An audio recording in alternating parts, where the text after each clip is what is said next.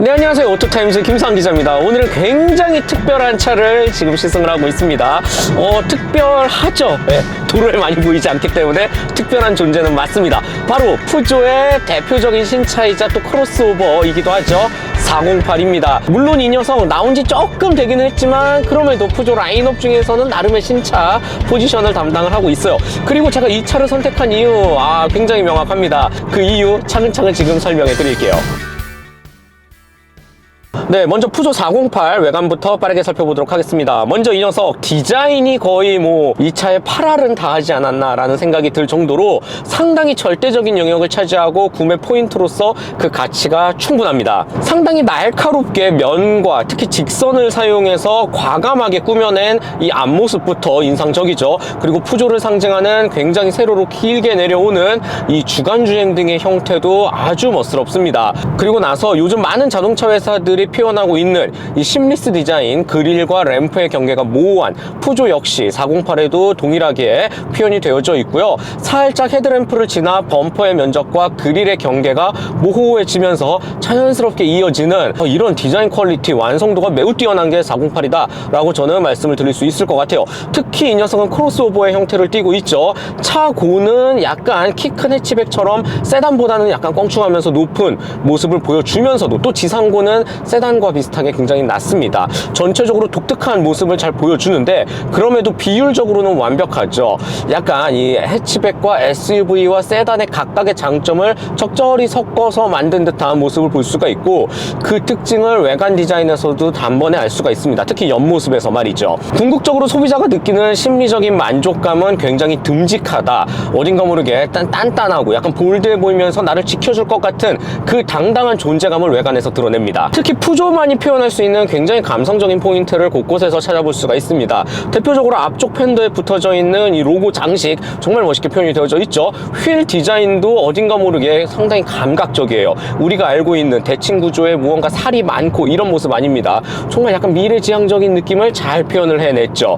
그 다음에 쭉쭉쭉 뒤로 넘어와서 특히 이 루프라인이 완만하게 떨어지면서 이 C필러의 각진 모습, 쿼터 글라스의 형상까지도 완벽하죠. 뒤태도 마찬가지인데요. 아주 얇게 점여놓은 이 테일램프, 특히 사선으로 브레이크 등을 표현을 했는데 진짜 푸조만이 할 수 있는 아주 독창적인 방법이라고 생각이 듭니다. 그 다음에 특히 내구성을 강조한 플라스틱의 이 범퍼 라인이 상당히 큼직하게 표현이 되어져 있는데 이게 결코 저렴하거나 밋밋하지가 않아요. 그 속에서도 여러 가지 조각을 지어 놓아서 어떻게 같은 소재를 활용했음에도 불구하고 이렇게 약간 조각품을 보는 것처럼 아주 멋스럽게 꾸며냈을까라는 생각을 단번에 들게 합니다. 이 외관 디자인은 진짜 408 하나만큼은 단연 원탑이다 라고 말씀을 드릴 수 있겠고, 그래서인지 도로뿐만 아니라 휴게소라든지 우리가 일상생활에서 접하는 모든 영역에서 사람들의 시선을 단번에 끌어당기는 아주 묘한 매력을 갖고 있죠. 실내로 들어와 볼게요. 제가 지금 운전하고 있는 이 실내 외관만큼이나 상당히 파격적이고 신선합니다. 대표적으로 푸조가 많이 사용을 하고 있죠. 이 아이콕핏 디자인, 헤드업 디스플레이를 사용하지 않아도 될 정도로 계기판이 상당히 높은 위치에 놓여져 있고 계기판 이 시선 밑단에 스티어링 휠이 있습니다. 보통은 스티어링 휠이 큼직하게 있고 요 림 안에서 계기판을 보는 방식이잖아요. 푸조는 지금의 이 방식을 끊임없이 고수를 하고 있고 실제로 운전했을 때 정말 편합니다. 내 시트 포지션에 맞춰서 최적의 각도로 설정해 놓으면 진짜 헤드업 디스플레이가 필요 없을 정도로 계기판 이 높낮이의 시인성을 완벽히 보장하면서 스티어링 휠 안쪽에 굉장히 컴팩트하게 자리 잡고 있죠. 조작할 때 이 조향 감각이라는 부분에서도 매우 뛰어나죠. 참고로 이 계기판 같은 경우는 3D 타입을 제공을 합니다. 반응도 상당히 자연스러울 뿐만 아니라 이 정 가운데 속도계라든지 RPM 게이지만 3D로 표현을 해놨고 양 옆쪽에 부가적인 기능은 또 2D로 직관성을 높였기 때문에 이런 부분 참으로 마음에 들고, 옆에 버튼을 살짝 누르면 굉장히 또 다양하고 입체적인 모습으로 내 차의 지도라든지 주행 상황이라든지 차의 정보를 일목요연하게 표현을 해줍니다. 이런 부분도 꽤나 센스 있으면서도 재미있는 구성이지 않을까. 라이벌엔 없거든요. 네, 멋있습니다.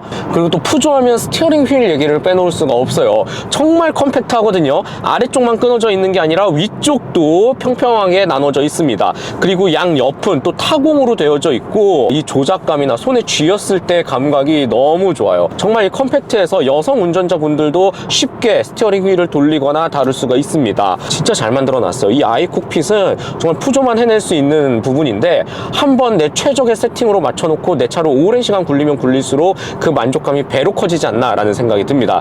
센터 패시아 쪽으로 넘어와 보죠. 특히 정 가운데 센터 터널 10인치 정도의 사이즈를 자랑하는데 특히 유광 블랙 면적을 엄청 크게 둘렀기 때문에 화면이 작거나 하지 않고 오히려 더 큼직해 보이는 맛이 있습니다. 그리고 이 안쪽을 채우는 인포테인먼트 시스템 UI 구성이라는 측면에서도 상당히 일목요연하게 타일 형식으로 잘 표현이 되어져 있어요.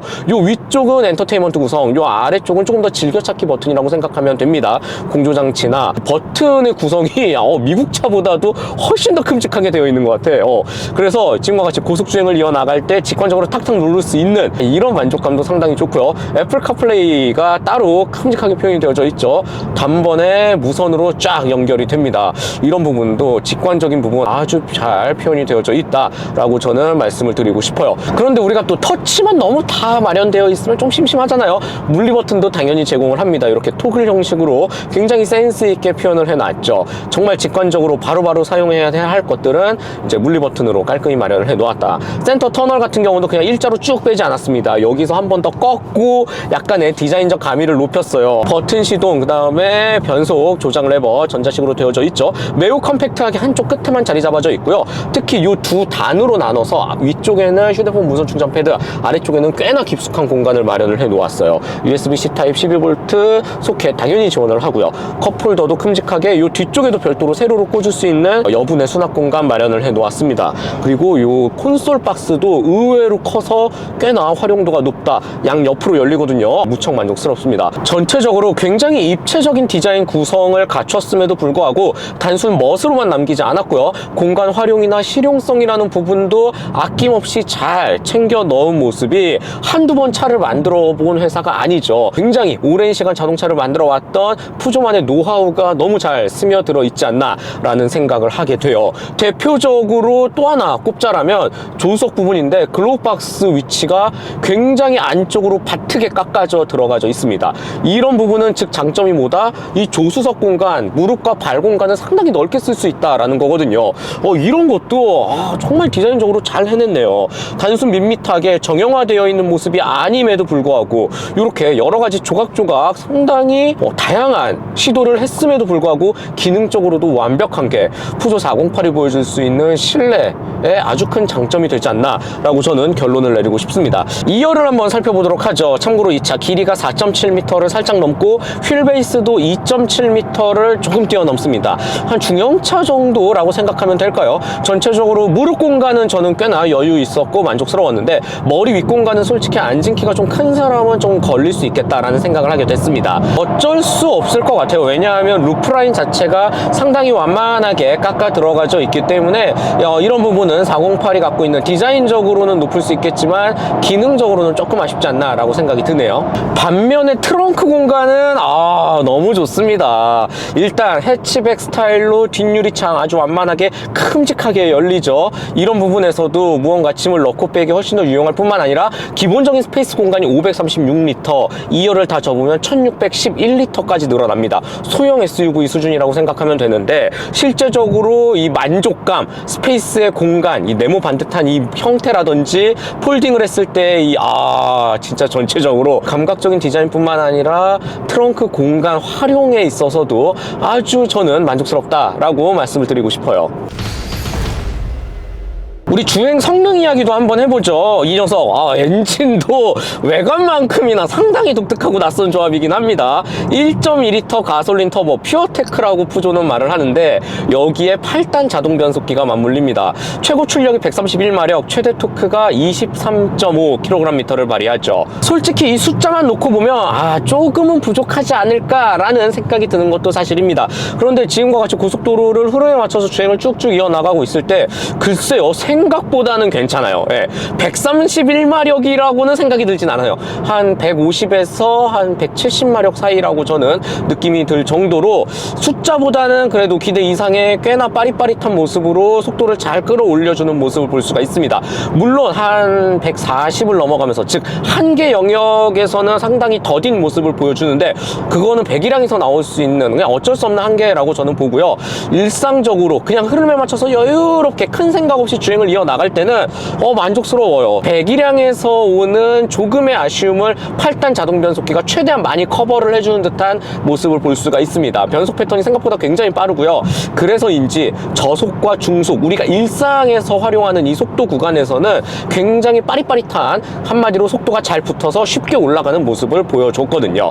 이런 부분 나름 세팅을 잘 해내지 않았나 라는 생각이 드네요. 물론 엄청나게 빠르고 역동적이고 내가 스로틀을 아주 강하게 밟아서 추월 가속을 빠르게 한다거나 요런 기대감은 살짝 접어두는 건 좋습니다. 심지어 드라이브 모드가 있기는 해요. 그런데 뭐 에코, 스포츠 그렇게 간극이 엄청 드라마틱하지도 않기 때문에 스포츠 모드에서는 엔진음이 살짝 커지는, 그러면서 물론 속도가 빠르게 붙기는 하겠지만 그냥 노멀 모드에서 크게 생각 없이 무난하게 여유롭게 주행 이어나가는 게 가장 만족스럽다, 저는 파워트레인에서 결론을 내리고 싶고, 그보다도 저는 더 큰 만족을 느꼈던 거는 이 408만이 줄 수 있는 서스펜션이라든지 스티어링 휠, 핸들링, 코너링 감각에 있다라고 봅니다. 차근차근 설명을 해보죠. 일단 서스펜션 상당히 만족스러워요. 유럽차답게 적당히 탄탄하면서 그렇다고 또 아주 딱딱하지도 않고요.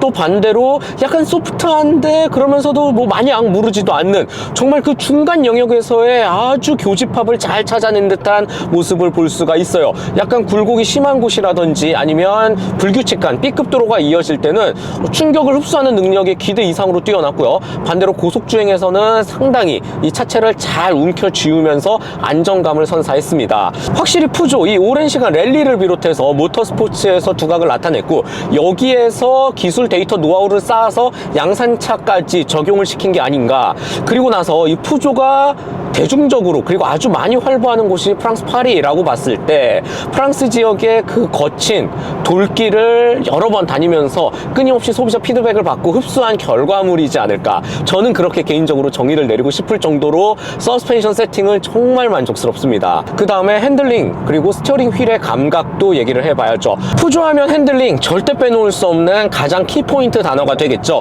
이 녀석도 마찬가지입니다. 일단 이 아주 작은 스티어링 휠을 돌리기에 전혀 힘이 들거나 부족하거나 하지 않습니다. 그리고 내가 원하는 그 방향대로 아주 유연하게 돌아나가죠. 칼같이 정확히 막 라인을 그려서 내가 의도한 대로 1도 1도 1도대로 딱딱딱 돌아나가는 독삼사의 느낌과는 조금은 달라요. 그런데 오히려 약간 유연하면서도 상당히 매끄럽게, 그러면서도 정확하게 라인을 타고 흐르는 요 스티어링 휠 감각 하나만큼은 그 어떠한 브랜드에서도 따라할 수 없을 것 같아요. 진짜 푸조만이 보여줄 수 있고, 단순히 뭐 타이트한 코너 아니면 고속 코너, 내가 역동적으로 스포티하게 주행을 할 때의 스티어링 휠 감각 그리고 그 완성도만을 얘기하는 게 아닙니다. 주차를 하는 그 여러 가지 스티어링 휠을 돌리는 상황, 그러면서도 아주 완벽한 컨트롤을 보여주는 스티어링 휠 시스템은 푸조 진짜 놀라워요. 개인적으로는 정말 만족스러운 이 서스펜션과 함께 세시 컨트롤을 받쳐주는 아주 뛰어난 포인트가 되지 않을까라고 저는 결론을 내리고 싶습니다. 마지막으로 기대 이상으로 아주 큰 장점을 보여줬던 부분이 바로 효율, 경제성에 있습니다. 대표적으로 연비를 꼽을 수가 있는데요. 우선 이 녀석 가솔린 터보 다운사이징 엔진이고 배기량 자체를 극단적으로 줄여놨죠. 특히 고속에서는 기름을 많이 먹을 수밖에 없는 구조이기도 하고요. 그럼에도 불구하고 환경부 인증기준 복합 12km 후반대를 기록을 했고, 직접 제가 지금 고속도로 한 200km 이상 쭉쭉 내려왔을 때 연비를 측정한 결과는 한 15km, 많이 넘으면 17까지 보여줬거든요. 저는 순간 아무 생각 없이 운전을 하다가 트리커미터 연비를 딱 봤을 때 나 지금 디젤을 몰고 있나? 라는 생각이 들 정도였어요. 그 정도로 연비 측면에서 상당히 강점을 보였고요. 의외로 1.2L 퓨어테크 이 가솔린 엔진이 상당히 기름을 조금 먹는구나 라는 점을 착안을 할 수가 있었습니다. 그 정도로 연비가 생각보다 꽤 좋았다 라는 점이 첫 번째. 두 번째는 경제성, 특히 이 세금 측면입니다. 1200cc 엔진에서 오는 이 자동차 세금은 확실히 저렴하죠. 이런 부분도 전체적으로 내가 이 차를 1년, 2년, 3년 쭉쭉 운영을 했을 때 경제적인 측면에서 놓고 봤을 때는 408은 분명히 이점이 있습니다. 보세요. 지금도 기름을 가득 넣은 상태에서 쭉쭉쭉 남부지방으로 내려와서 딱 절반 정도 사용을 했습니다. 그럼에도 불구하고 주행 가는 거리는 여기 보이시나요? 540km 달릴 수 있다 라고 표현이 되어져 있어요. 이렇게 되면 약간 합리적인 생각을 하게 되죠. 가득 넣으면 한 1000km 탈 수 있는 거 아니야? 라고 아주 터무니없는 말도 아닙니다. 그런데 제가 일단 내려올 때 약간 빠르게, 그리고 약간 스포츠 모드도 좀 사용을 했고, 리뷰를 하기 위해서 스로틀을 강하게 밟아도 봤거든요. 그래서 저는 지금 한 302km를 주행했다라고 이렇게 뜨네요. 네, 302km를 주행했고 540km 더 갈 수 있다라고 하니까 840km 가득 넣으면 탈 수 있다, 무난히 탈 수 있다 라고 생각이 들고, 연비 보이시죠? 16.9km 찍혀 있습니다. 이 정도면 뭐 이 차가 기름통이 엄청 큰 것도 아니에요. 그래서 이제 전체적으로 이 녀석 디젤이라고 말해도 믿겠다라는 생각이 들 정도 있고, 효율이라는 정말 생각지도 못했던 아주 큰 만족을 주면서 운전자로서는 정말 뿌듯해할 수 있는 포인트가 되지 않을까라는 생각을 하게 됩니다. 솔직히 푸조 408 크게 아쉬운 부분을 짚기는 좀 힘들 것 같아요. 그냥 출력이 한 200마력대의 아이들과는 확실히 좀 부족하기 때문에 이런 게 조금은 목마르다 정도라고 볼 수 있겠고, 그런데 또 가장 큰 단점 중에 하나는 아무래도 브랜드 인지도이지 않을까라는 생각도 하게 되네요. 이렇게 잘 만든 차가 도로에 보이지 않는 이유는 푸조라는 브랜드 자체를 좀 낯설어하는 한국 소비자분들이 많기 때문인데, 이런 부분은 이 기업 브랜드 마케팅 차원에서 조금 더 다른 방향, 그리고 적극적으로 이끌어줄 필요가 있다라는 생각이 들고, 제품만 놓고 봤을 때는 좋습니다. 분명히 잘 만든 차가 맞아요.